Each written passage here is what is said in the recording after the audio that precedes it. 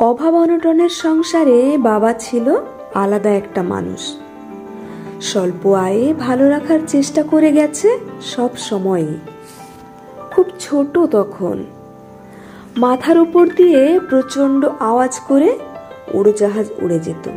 হাঁ করে তাকিয়ে থাকতাম আকাশের দিকে। বাবা চিনিয়ে দিয়ে বলেছিল, ওটাকে উড়োজাহাজ বলে, বড় হ, তুইও একদিন চড়বি ওতে। জিজ্ঞেস করেছিলাম, কেন, ছোটরা ওতে চড়ে না?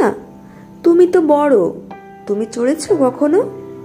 বাবা হেসে বলেছিল, চড়বো একদিন, তবে তুই বড় হলে। তুই বড় হয়ে অনেক অনেক টাকা রোজগার করবি, তারপর আমাকে আর তোর মাকে উড়োজাহাজে করে অনেক দূরে বেড়াতে নিয়ে যাবি। এখন বড় হয়েছি। বাবা মারা গেছেন বেশ কয়েক বছর আগে। নিউমোনিয়া হয়েছিল। মাও বেশি দিন থাকলো না। বিয়ের বছর দেড়েক আগে মাও চলে গেল। স্বল্প বেতনে একটা বেসরকারি চাকরি করি এখন। এয়ারপোর্টের কাছে এক কামরার একটা ঘরে ভাড়া থাকি কাজের সূত্রেই।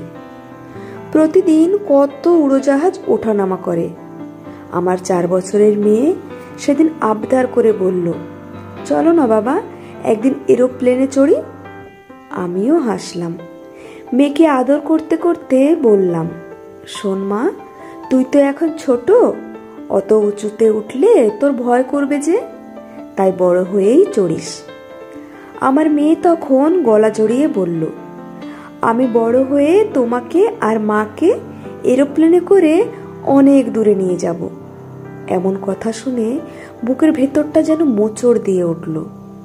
চেষ্টা করেও চোখের জল আর আটকাতে পারলাম না।